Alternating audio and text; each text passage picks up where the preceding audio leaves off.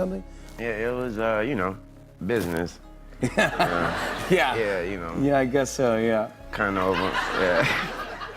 over my head at times. Really? And On September 9th, 2024, right after Kendrick Lamar was announced as the headliner for the 2025 Super Bowl halftime show, Nicki Minaj went off on Twitter with a series of heated posts aimed at Jay-Z. Although she didn't mention his name directly, it was clear who she was talking about. She called him spiteful, evil, and disgusting, even ending her rant by calling him ugly. Birdman also joined in, sharing his frustrations on the matter. Many believe their reactions were sparked by the Super Bowl announcement, hinting at some behind-the-scenes drama. Nicki Minaj's recent tweets weren't just about the Super Bowl announcement, they're part of a feud that's been brewing for over 15 years. It all kicked off when Jay-Z was crowned MTV's #1 MC. Not everyone agreed with that choice. Birdman was one of the first to speak out, saying, "I don't think Jay-Z is the best rapper. He makes the most money and does the most, sure, but that doesn't mean he's #1. He argued that true greatness should be measured not just by fame and fortune, but by overall impact and work ethic. This long-standing tension seems to have resurfaced, with Nicki and others now voicing their frustrations louder than ever. Birdman has often praised Lil Wayne, claiming he's a better rapper than Jay-Z and even wealthier. When asked about these bold statements, Jay-Z kept his cool and responded thoughtfully, being the best rapper. "That's all about personal taste," Jay said. "Everyone has their own opinion and I respect that. But money? Now that's something we can actually measure with facts. If we really wanted to settle that, we could compare bank statements and I'm perfectly fine with that." J-Z stayed calm, focusing on facts while keeping the conversation respectful and professional. "If he's so sure about it, he can prove it," Jay-Z said with a confident grin. "I've already shown glimpses of what I can do, but hey, when it comes to lyrics, that's all about personal taste. Everyone has their own favorite, and I respect that. He's just standing by his guy, which is exactly what you're supposed to do. I've got no problem with that, or anyone else. Really, I'm just focused on being the best version of me. This version is straightforward, easy to follow, and keeps the audience interested from start to finish. I'm all about positivity this year. No drama, no problems," Jay-Z shared, making it clear he's focused on staying peaceful. Beyoncé and Jay-Z had just made $122 million, becoming the highest earning couple in the industry. When Baby was asked if there was tension between him and Jay-Z, he replied, "I'm just having fun with it. But let's be real, Jay threw a shot at me in his song Ham, saying, 'Really? $500 million? You got baby money? You ain't got my lady's money?' And he was trying to downplay my success. But trust me, I've got baby money too, the kind that makes you question how much you really love your lady when things get serious." This version keeps the storytelling simple, conversational, and emotionally engaging while staying true to the message. Let me know if you need any more adjustments. Let's take a trip back to 2003, when Jay-Z made a major announcement that shocked everyone. He said he was retiring after the release of his album, The Black Album. Jay-Z wanted to shift his focus to business instead of music. The host, in complete disbelief, said, "It's such an honor to have you here, but retiring? I never thought I'd hear Jay-Z and retiring in the same sentence." Jay-Z laughed and explained how, when he started his career, he never imagined he'd be where he was, and that's why it was time to move on to new challenges.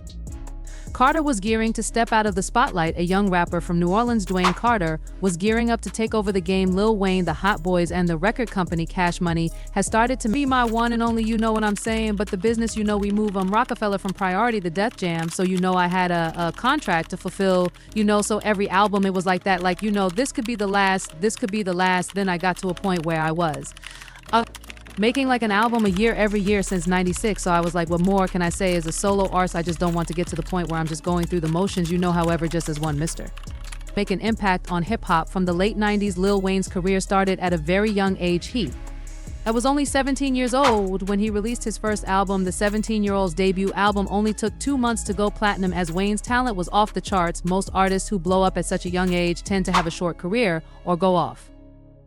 Lil Wayne's rise to fame was nothing short of impressive. As Jay-Z solidified his place in hip-hop history, Wayne was just getting started and only got better as time went on.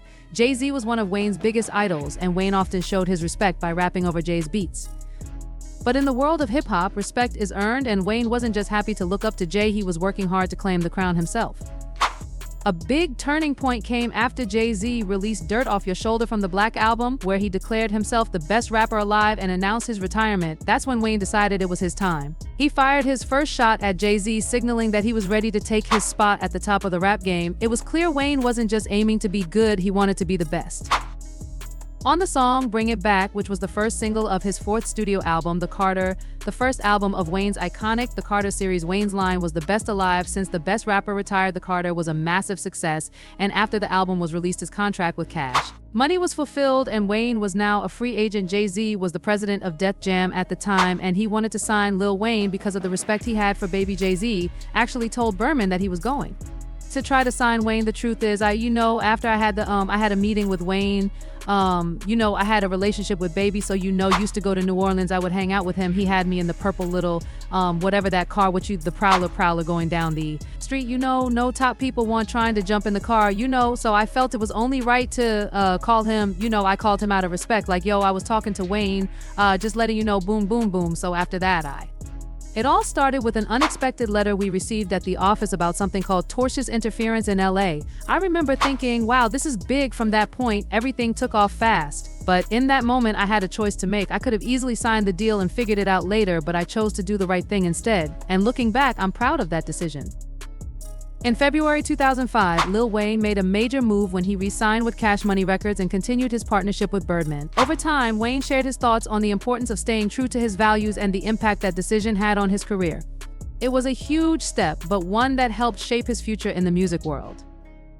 Lil Wayne has been open about meeting with Jay-Z, but their discussions didn't end in agreement. Despite having a lot of respect for each other, they couldn't come to terms on the deal.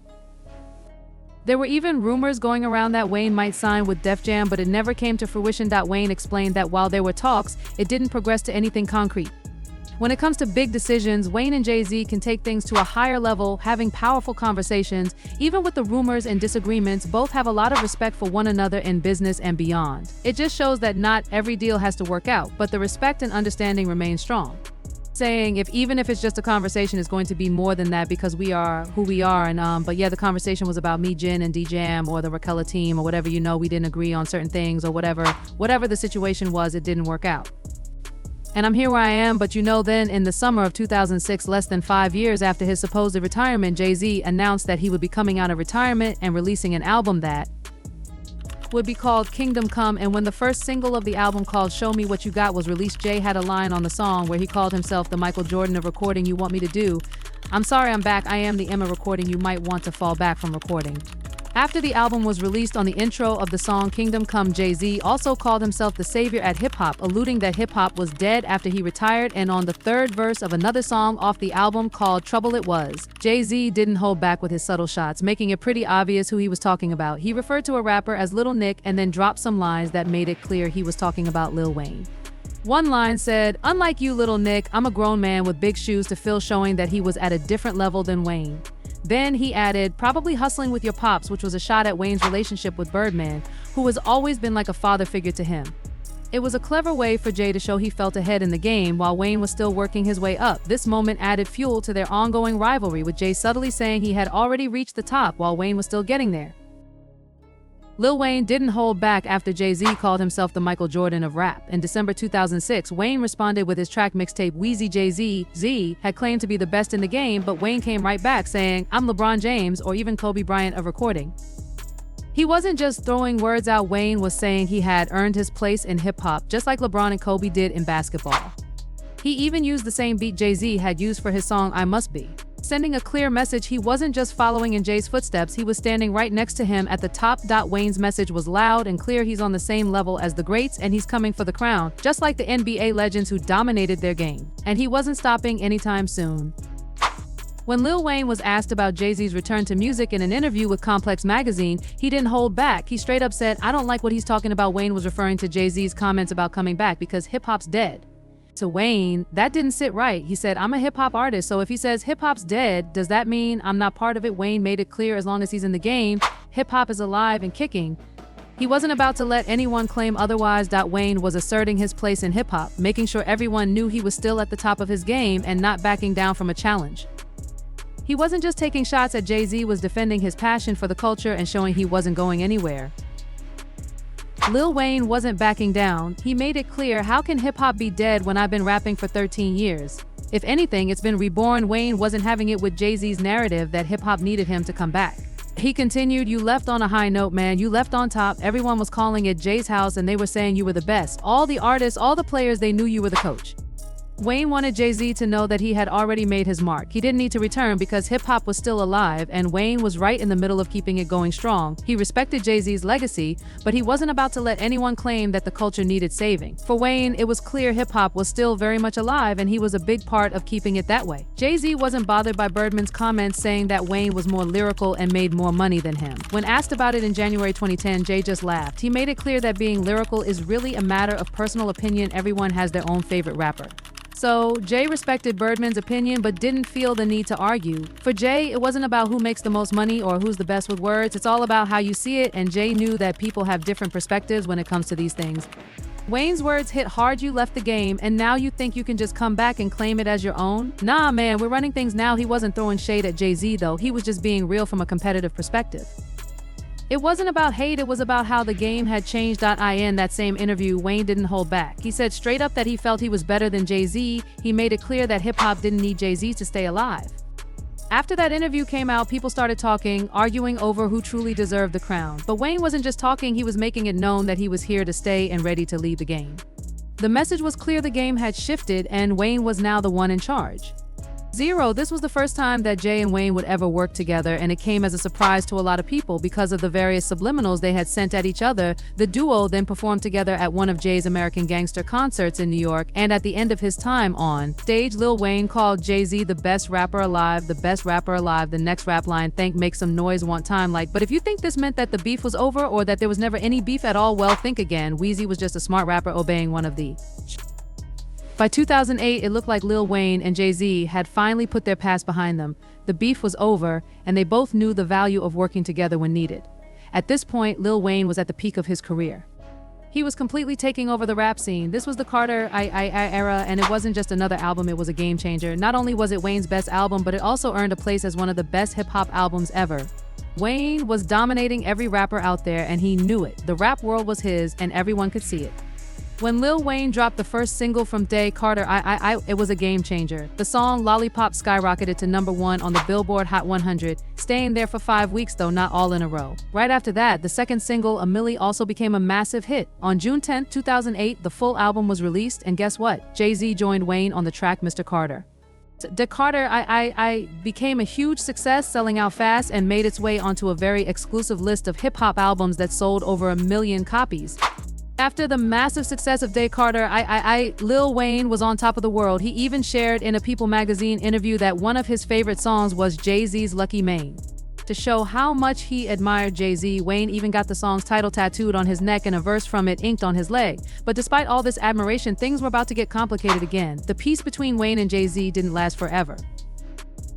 Fast forward to October 2009, when MTV released its list of the hottest rappers in the game. Jay-Z took the #1 spot, while Wayne was ranked second. This ranking would reignite the tension between the two, bringing new drama into the spotlight, especially with Birdman now involved.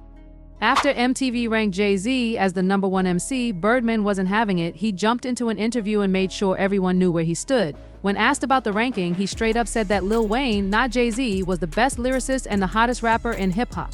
Birdman went on to explain that while Jay-Z might be making a lot of moves, Wayne was out here doing even more and earning more money than anyone else in the industry. For Birdman and Cash Money, that made Wayne the true #1.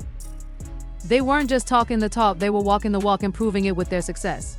Jay-Z didn't seem too worried about Wayne's shot. When he was asked about it on The Breakfast Club, he said he didn't take Wayne's line seriously. He called it part of the rap game, just competition and a natural part of the sport. Jay made it clear that he didn't view Wayne's lyrics as a real threat. For him, it was just another round in the back and forth banter between artists. Even though there was some tension, Jay wasn't letting it get to him. It was just another day in the world of rap. So when Jay-Z talks about money, he's saying it's pretty straightforward to figure out. All you need to do is check the bank accounts. If someone thinks they're making more money, they should be able to prove it. Jay even joked that he'd give them a little peek into how it really is. But when it comes to lyricism, that's all about who you like and how you feel. Everyone has their own opinions, and that's what makes it interesting. What do you think about the whole who's the best debate? Do you have a favorite when it comes to lyrics, or is it all about the money for you? Everybody, so if he believes that, respect that, you know, and that's his guy, so he's supposed to ride with his guy, so I don't have no problems with that. I have no problems with nobody. My POs, I want this to be my most positive year. I want no problems. Beyonce and Jay-Z earned $122 million becoming the highest earning. Right after that, I'm saying Black and White is Ink Baby Man. I just having fun. Then in 2010, Drake got involved in this beef in an interview with Tim Westwood Drizzy. So here's what happened. He kind of threw shade at Jay-Z and Kanye, suggesting that they might have stolen the idea for a collab album from him and Wayne. He said they still plan on doing their own album together, but then he pointed out that there are 2 other rappers also working on a joint album. He didn't know where they got the idea, but it felt like it came out of nowhere. He admitted that he only heard about it through rumors, and honestly, he didn't catch on to it right away. It seems like he's surprised, but at the same time, he's just rolling with it. In January 2011, Jay-Z and Kanye West dropped a track called HAM from their highly anticipated album Watch the Throne. On Jay-Z's verse, he took a shot at Birdman. He made it clear that not only were Jay and Kanye not as rich as Birdman, but they were also way ahead of him in terms of wealth, especially when it came to Beyoncé's money.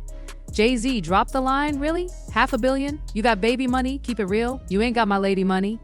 That line had everyone talking, especially because it showed how confident Jay was about his financial success compared to others in the game. It was a bold statement, and it wasn't just about money, it was Jay-Z claiming his place at the top, letting everyone know he and his team were in a whole different league. Wouldn't you agree?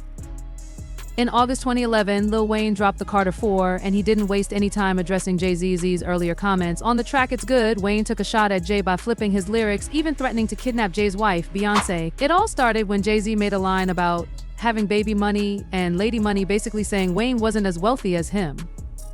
Beats that's going to send me every beat he make and want me to rap on every single one until I got my situation straight. He don't want me to talk, nobody don't want me to tell nobody. Jay don't want me to tell nobody that man helped me with my tax. These are real friends. Why all shout out to my ____. Jay shout out to my ____ Swiss shout out to my brother CH. You know his name. The beef never turned into a full rap battle. Instead, it was a beef filled with several subliminals and taking shots at each other during. Wayne wasn't having it and fired back hard. "I got your baby money. I'll kidnap your B and see how much you love your lady's money." You could feel the tension rising, and it was clear that their beef was still alive and well. The rap world was watching, and fans were eager to see how this showdown would unfold. It was more than just words, it was personal, and it was clear both artists were ready to go toe-to-toe. Jay-Z didn't really see Wayne's line as a threat. He explained that the line about "ain't got my wifey money" wasn't meant for Wayne specifically, it was just a play on his own lyrics. But Wayne, being loyal to his team, did what he felt he had to do and responded. Jay said he didn't take it seriously. For him, it was just a flip of a line. Later on, Lil Wayne did an interview with Sway where he was asked about Jay-Z's line in Ham. Wayne shared that Jay actually played the song for him personally. In fact, Wayne mentioned how he'd recently been at a session with Jay. Even though they had their moments of tension, there was still mutual respect between the two in the music world. It's all part of the competitive nature of hip-hop, where rivalries spark, but respect often remains. What do you think about these rap battles? Do you think it's all about the music, or does it get too personal? Ask him about the Jay-Z line. I wouldn't ask him about the Jay-Z line because he's not Jay-Z. Is that something you would react to as an MC? Actually, the subject that he's talking about in that line, I can't box with the guard with that, you know what I mean? And I'll be the first one to tell you that give my wit and the type of person I am, I capitalize. After this, Birdman was also asked about beefing with Jay's in an interview with Big Boy Baby, claimed that he had no beef with Jay at. Imagine this, everything goes quiet for a second. We're all just taking it in, realizing how crazy life can be. Like, can you believe Levi's jeans are just $33 right now? It's wild how something so simple can hit you so hard. Now, let's say you win $1 million.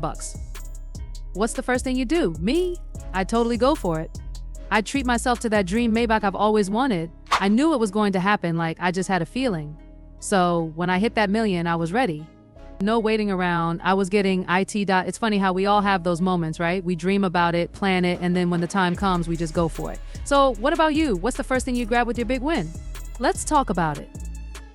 Meal and put the difference. I heard that, yeah, we spending baby money, man. You know how it go. Yeah. Is there an issue with you and Jay-Z? Like Jay-Z said something in the record Ham. He was saying, you ain't got baby money. You spending baby money. Is there an issue? I not with me, but I don't know how he feeling, but we just doing what we do. We ain't tripping. We spending baby money. That's how we living. However, despite Birdman's claims that there was no beef at all, the next month after his interview, YMCMB had a Grammys pre-party, and before leaving the stage, Lil Wayne took a direct shot at Jay-Z by stating that no one is watching the throne, got else to say, but I met a bad, I asked her she to watch. She said, surely not the year. After this, Jay-Z actually responds to Wayne's line about kidnapping Beyoncé on the song La Familia, while also telling him that he's not ready for that war. To kidnap white, good luck with that, bro. You must go eat your hole. Family, what you think? We black ready for that music war. However, Lil Wayne never responded to this subliminal because this is when his battle with Cash Money and Birdman began, so he really couldn't focus on anything else. Lil Wayne was having serious contractual issues, and the album The Sea of 5 was delayed because of this. Lil Wayne and Birdman were at war for several years. Lil Wayne couldn't release his album as he would have wanted, and this had a huge negative impact on Weezy's career during this darkest period of Lil Wayne's career. Jay-Z was one of the people that came through for him. Jay was still interested in signing Wayne, and there were several shows where Weezy called himself a Rock Nation artist and even threw up the rock sign. Lil Wayne then revealed that it was also Jay-Z in the same year of 2018 who helped him pay off his debt to Uncle Sam when he owed $14 million in taxes. There are people like Jay's. I mean, he helped me when I was really down. There's people like Swiss Chosen because of the issues he and Jay have had in the past. Cameron stated that this was payback because of all the problems Jay had had with Cash Money in the past. Listen, I love Kendrick Lamar. I love the pop-up. I think he's one of the top artists of this generation, period. Hate this election. Send New Orleans, you don't get Lil Wayne, that's what we doing. Yeah, listen, we don't get Lil Wayne in New Orleans for the Super Bowl. Not just Hot Boys, Cash Money, all the songs Lil Wayne's done. We is Blink. Lil Wayne performing at the Super Bowl, it should totally be happening. But here's the thing, there's one person standing in the way, and it's not much of a secret anymore. Lil Wayne's had a past beef with someone who has a lot of control over things like this. It's all coming down to some payback. And guess who's involved? Drake, Lil Wayne's artist. It's honestly pretty wild when you think about it. People outside of the hip-hop world might not know about all the behind-the-scenes drama, but trust me, there's a lot more going on than what's visible. The music industry can get messy, and this situation is proof of that. It's straight up crazy. With you, so we'll school you behind the scenes. Lil Wayne not to be performing in New Orleans for the Super Bowl is egregious, and they gotta stop it. Gotta stop. Mike, we tell you what's going on later. It gotta stop, bro. Gotta stop, bro. It gotta stop, bro. It gotta stop, bro. It gotta stop. Yeah, and I'm doubling down on that. Hating at this age is crazy way. I love him, great dude, great. This has nothing to you as Kendrick K. If anybody deserve it, Kendrick deserve. But this a backstory going on. Yeah, while Lil Wayne is not performing the Super Bowl, right, I can dig it. Yeah. That's sad. That's so sad. Yeah, that's like really sad. Like, come on, for real. So what do you think? Do you agree with Birdman, Nicki Mace, and Cameron that Jay chose Kendrick because of the beef he and Wayne had before, or do you believe he just chose Kendrick because he's had a better year? Let me know in the comments, and I will see you in the next video.